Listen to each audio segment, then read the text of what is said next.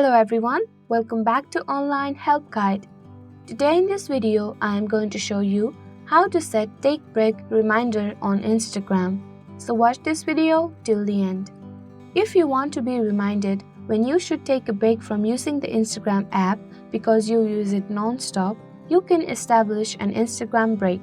While using Instagram, you can enable reminders to take regular resets after you use Instagram for a set amount of time. These break reminders will appear. So without any further ado, let's get started. Open your Instagram app on your device.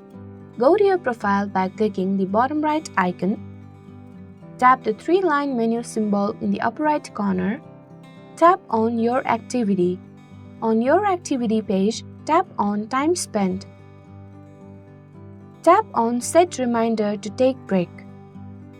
Tap on the time you want to take breaks at. Tap on Done. There you go. The simple steps will show you how to set Take Break reminders on Instagram. Thank you for watching Online Help Guide. Hope this video was helpful. If it was, then hit the like button and comment down if you have any questions or feedback. Also, if you are new to our channel, subscribe and hit the bell icon on our channel so that you don't miss our upcoming videos.